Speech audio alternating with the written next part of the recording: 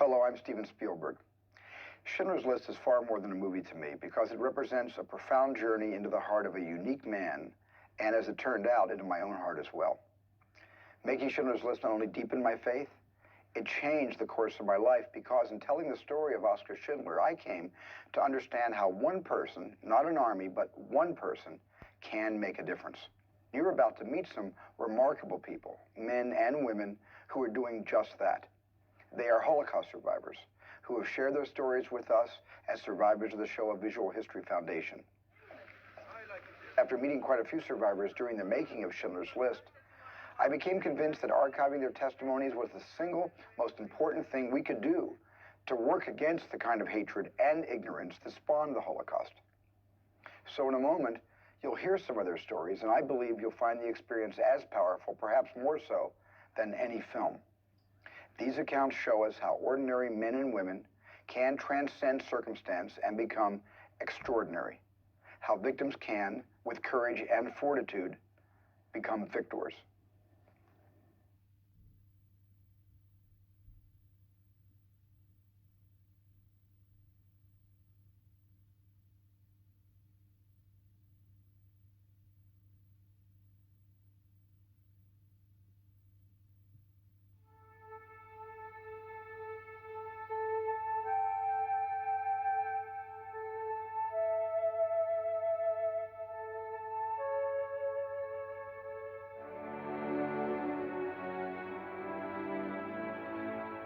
Just looking at him, just looking at him made you feel good. He loved women, wine, he could drink, he could party. He loved life. He was a charming man. He was using a lot of aftershave. When he passed by, 5 minutes after you can smell it, he passed by. Schindler was a chance taker. He liked the possibility that there might be danger. Trying to come out on the winning side, but he liked that excitement. Schindler was not an angel in dealing with black marketeering, and he didn't mind taking bribes and giving bribes, but he did a wonderful thing. He was life. He was maybe future. He was God for us.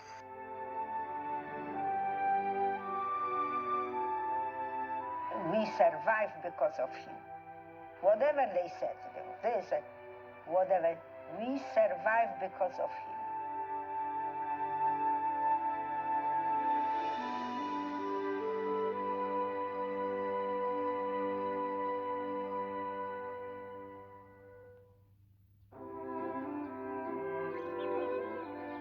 I was born in Krakow, Poland, the most beautiful town in Poland, over 1,000 years old.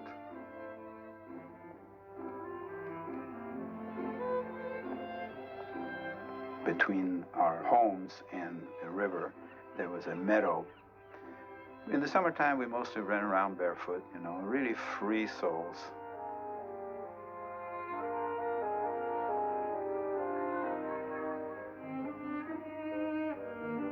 We had a grand piano. My 2 younger brothers, one slept on the piano, one under the piano, getting musical background.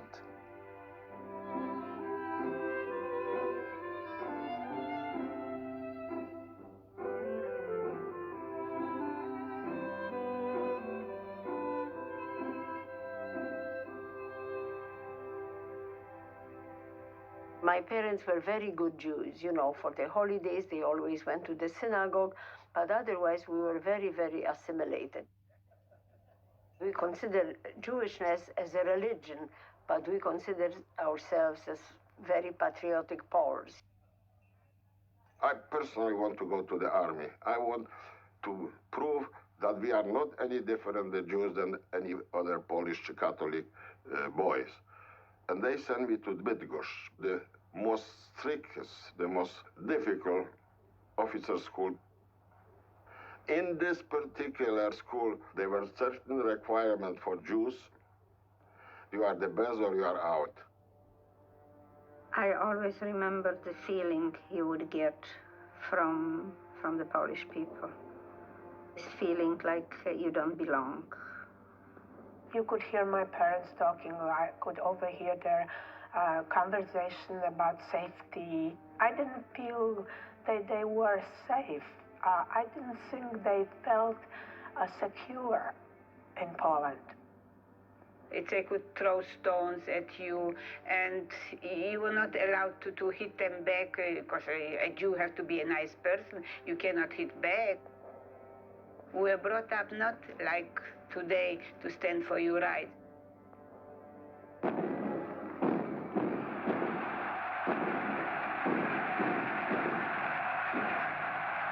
In 1937, I remember hearing talk about Hitler.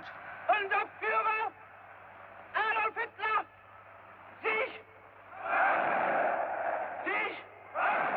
Something was ominous because everybody was concerned. You know, the older people were concerned and talked in hushed tones, you know, and listened to the foreign broadcasts on the Telefunken radio. The Kristallnacht was an orchestrated riot instigated by the Nazi government. They encouraged people to demolish Jewish property and mistreat Jews on the streets. It was definitely organized by the Nazis. We never expected that something like this could happen to our country, to Poland. You know, we believed in our army, and we thought that our cavalry can, defeat the German tanks. You know, it was naive, very naive. In 1939, I got the order to go immediately to my unit, what was 200 kilometers away from Krakow. And I arrived the Friday morning, about 4 o'clock in the morning. 6 o'clock, the war started.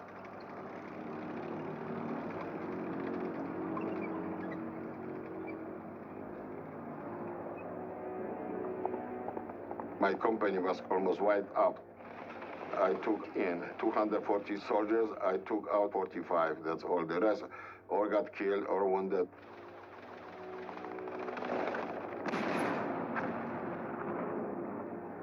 There were a lot of air raids, and we used to have to go downstairs to the cellar. You could hear the war coming closer and closer. The war started on September 1st, and the Germans walked into Krakow on September 7th. I came from school, and I was playing outside, and suddenly we heard the march, and we heard the Germans are here.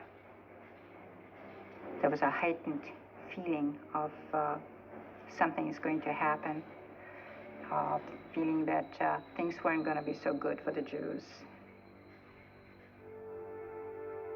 New regulation came out limiting free movements for the Jewish people. We were not allowed to use public transportation, and we were not allowed to use any educational facilities. We were not allowed to walk on a sidewalk.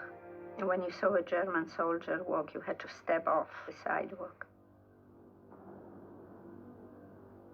At the end of 1939, we were told to wear a white armband with a blue Star of David. I felt very scared because we were marked.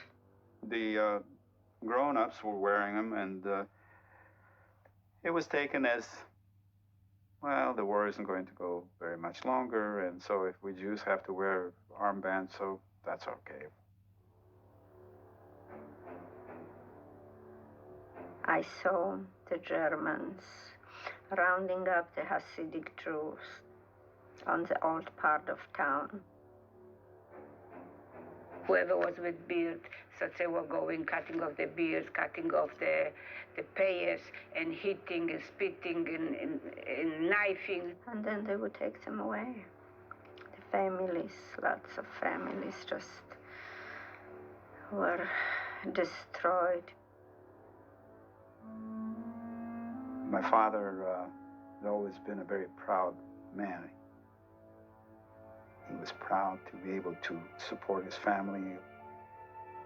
Then these Nazis roughed him up and took him to jail. When he came out, he was never really the same man that he was before. I was sleeping in bed, and I can see this picture like it's frozen. And my mother came, and she says, well, it's already 3 days, and we still didn't get any bread. And it was so cold already, and she put her hands into the down quilt that I was laying. And that's the picture that I can remember, and I'll remember the rest of my life. Some people fled, right, when the Germans came in towards the Russian border. My mother and I packed little suitcases, and we went as far as the end of the city, you know, and then my mother said, where are we going? Where will we go? You know, the two women alone, and we came back, and this was our biggest mistake. All the savings accounts in the bank were closed by the Germans. We couldn't touch our money, and the money wasn't worth that much either. So my mother was selling some of her jewelry in order to sustain us. My parents got rid of their nice furniture and silver, china, and all of these things, sold them to the various non-Jewish neighbors. I think it hurt my mother terribly because she liked those things. She was proud of them. At that point, I lost my sense of security.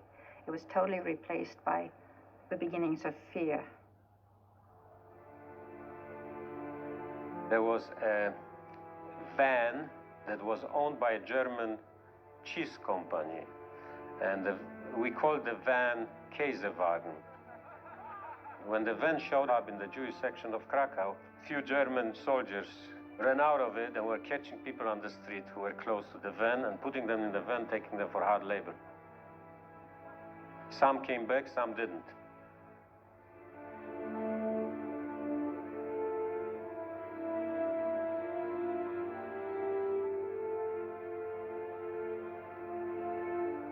I remember that the neighbors appeared with armbands sporting swastikas. So it was really kind of an incredible feeling to realize that you've been trusting people and telling them your feelings and your attitudes, and they were sympathizers of the Nazis. The Poles were promised, if you know the Jews, let's presume us, we were living in a beautiful home, we have a business. If the Poles took over everything what we have, so it was better for him. So why not? Because they were poor to the Pole, and they knew when the Jews have something, why not take away from them and I have it?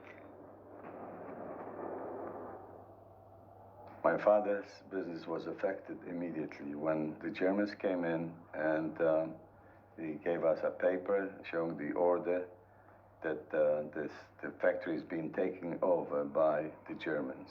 They forced my father to teach the men who came over there, who had absolutely no knowledge of being manufacturer of any shoes, to teach him how to manufacture a shoe.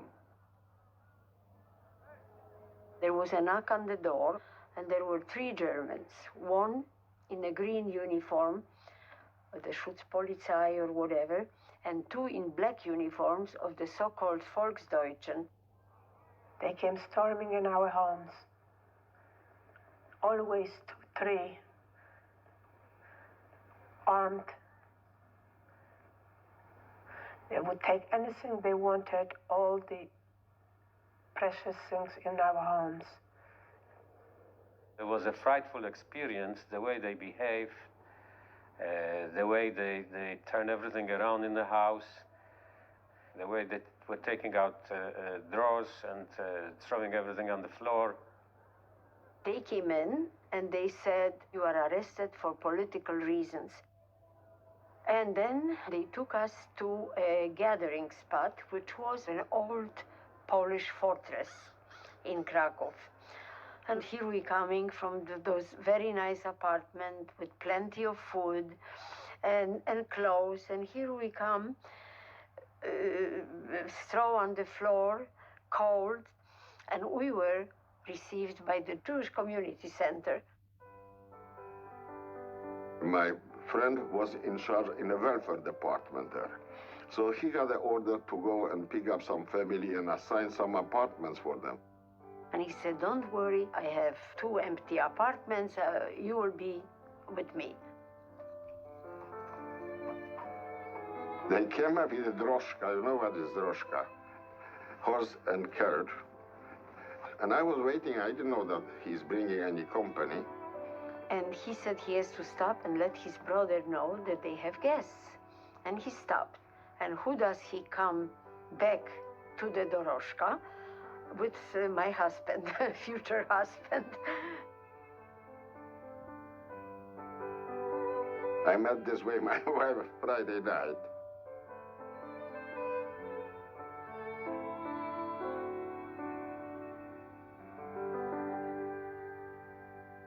We still were hoping we'll go over like a bad storm, a bad dream. Nobody could believe it will go on forever and ever. How can all this be happening and nobody is doing anything about it? It just won't last. Somebody was knocking on the door, and I was alone with my mother, and my mother looked through the looker, in the door. She saw a guy with a big swastika, and she was thinking it's Gestapo. And I said to her, let's come in. And I hid behind the door and listened to the conversation. My mother was very talented interior decorator. He came to my mother recommended by a Jew for my mother redecorate his apartment. And from his way how he was talking to my mother, I realized the man is some different type of guy. And I stepped forward. And he was taller than I, but I consider I was pretty handsome, and he was extremely handsome man. I look at his eye, he looks in my eyes, and what happened? Some thread of sympathy, some understanding between the German Catholic and the Jewish police officer started. And this way they start the friendship between me and Oskar Schindler, what lasted till the day he died. Schindler came as a black marketeer to Poland. And his only aim was to make money. He didn't come to Poland to save Jews. He came to Poland to make his fortune, and he did.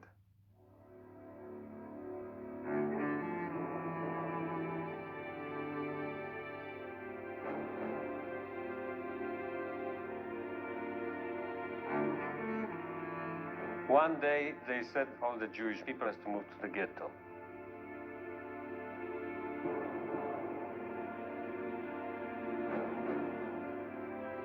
We just had to walk out from the house. Then the Polish people stood on the sidewalk and they were yelling, "Good riddance, go, don't come back." Such hate, there was such hate, such unbelievable hate.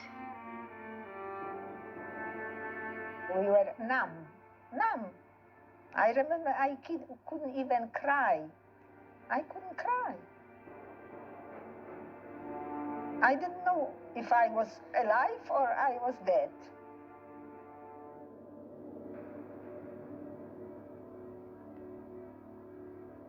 At first, we didn't have any walls around the ghetto, but then they started putting up a wall around the ghetto, and they even bricked in windows and doors, of buildings facing towards the outside of the ghetto. When we moved to the ghetto, we were assigned one room with 2 windows. For each window, they assigned 3 people. So when the room had 2 windows, 6 people had to live in that room. My father, during that period of time, was working in Schindler's company. Schindler took over a factory that made enamel pots and pans. And his Jewish workers came to work from the ghetto. Schindler had actually increased his Jewish workforce, so my father asked Schindler if he could take my older brother. Schindler did just that, so my father and my brother used to march out to go to Schindler's company and come back. I was assigned to work in a factory which, in those days, repaired the German uniforms.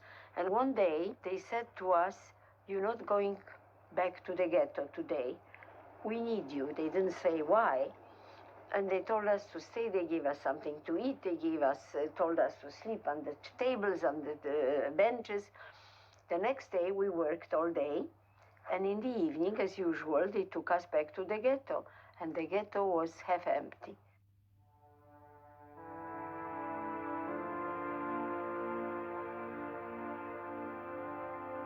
The ghetto was simply a holding pen. And the evidence, of course, we know is that immediately after the ghetto was created, where everyone was herded into it in mass, they began to take people out in transports and sending them somewhere else. Those people were sent someplace, supposed to be to the labor camps. The first transport ever taken out of the ghetto actually was one where they took people out the countryside and had them do labor and return. And they went back to their families. But the subsequent transports never returned. Two assessmen walked into our room, armed, and dragged my father out.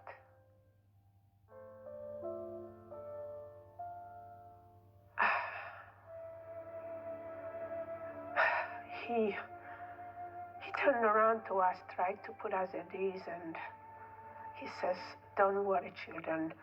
They're taking me to work. They need me."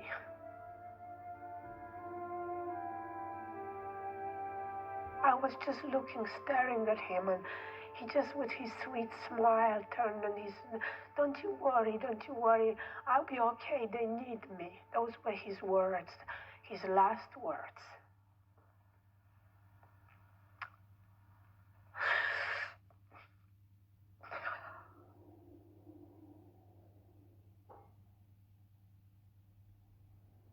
There came an announcement that they're going to change Kenkarte, which was the identification, for another identification called the Blauschein.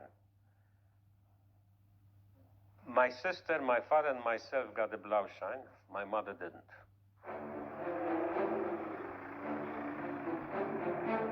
We heard marching 5 o'clock in the morning. Sure enough, the whole ghetto was surrounded. SS marched into the ghetto. My mother told me to hide. We lived in an old building. The back of it was connected with the street behind.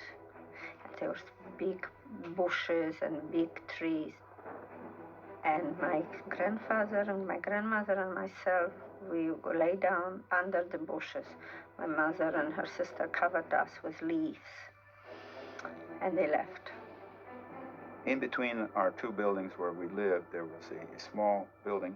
Above that was an attic, but it didn't look like it would have an attic because it was sort of like a lean-to in the courtyard. So my mother decided that that's where I was going to hide with two of my friends. In our room was a little closet. We put my mother into the closet and we shoved an armoire against the door of the closet, so the door was not visible. My mother wasn't going to hide, she was just going to take her chances and probably be shipped off. But she remembered that we were up there and we didn't have anything to eat or drink. They made an announcement that every inhabitant of the ghetto should report to this courtyard of a huge building in which we lived. My mother filled up a teapot and she was carrying it across the yard to hand it to us. And we all went down to the courtyard. And the Germans came and they were checking everybody's papers. Whoever didn't have the Blauschein, they sent outside. And as she was coming up, the guards broke in and started yelling. So she set the teapot down and just by instinct, just crawled up into this crawl space. Then, while we were still standing at the square, they made searches from room to room, from house to house. We were standing in the courtyard watching while they walked into our apartment, where my mother was hidden in the closet, and our hearts stopped. and the Germans are running around in there yelling. Bringing people out of other apartments, little children and women. They hauled the woman, the mother of those two children, out. We heard shots outside, how they were shooting people outside. It was just a horrible thing that lasted practically the whole day. When nightfall came, things began to quiet down. We could just hear sporadic shootings and yelling. I remember it was very, very quiet, and we just lay there, and we lay there. And my mother came in again with her sister, and she says, "It's all right, you can come out now, everybody's gone." We pushed away the armoire, we opened the door, my mother was on the floor faint. Because there was lack of air and the fright and everything else. And all of a sudden, from the back, two soldiers came. It was probably the last patrol of the day. They were not supposed to be there anymore. They were supposed to have left. And of course, they asked for papers, and my grandparents didn't have any. And they took them. They took them. I just remember standing there, and they were walking away, with nothing. They were walking away. Somebody came the following day and called us by name. My father had sent someone and he didn't know whether we survived or not, but he thought by some chance if we did, if he called us by name, maybe we would come on, and we did. That day, they deported 7,000 people and they killed 1,000.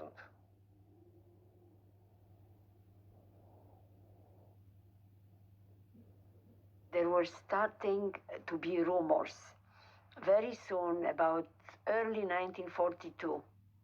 One man was able to flee, to escape from Auschwitz.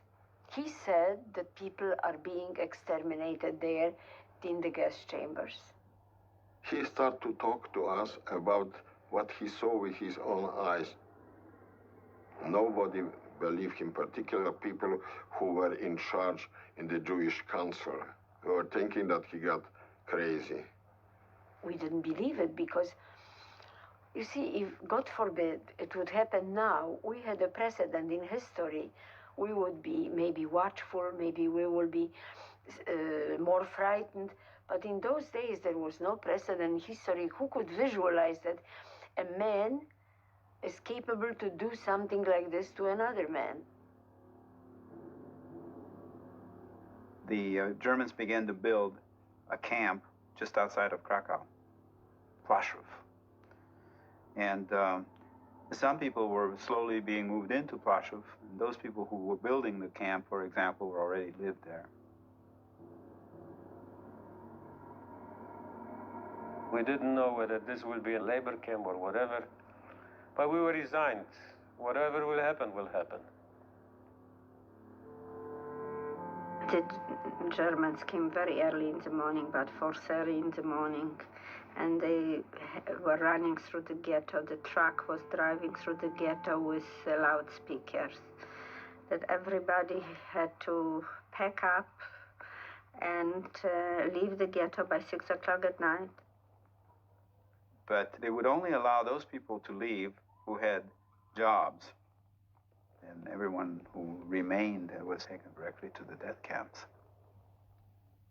Germans always yelling and screaming, heraus, mach schnell, get out, hurry up. They were dragging people and kicking and pushing.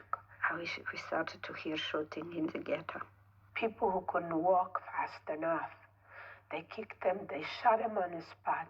They took some of the children and absolutely knocked their heads on the walls. They swung them by the legs and killed them that way. There were corpses lying in the streets, blood all over. We all saw it.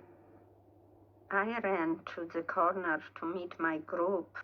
My mother was already either behind me or ahead of me. I don't know, because I actually walked without my mother.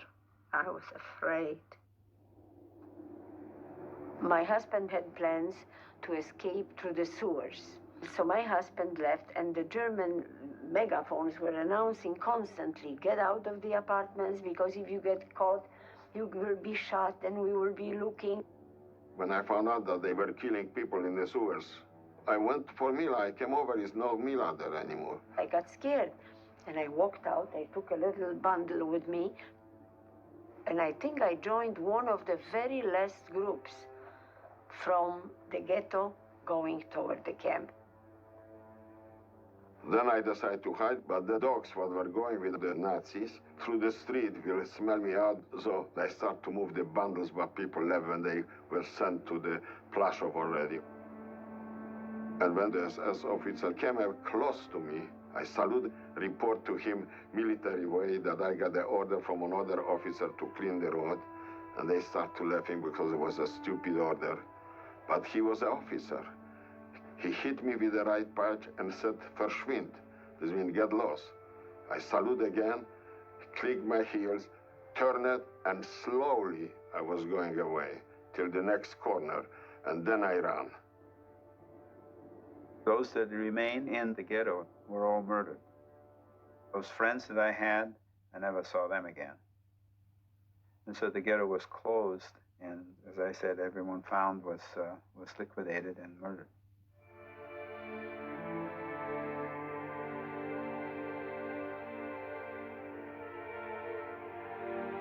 And it was then that we realized nothing was going to really save us.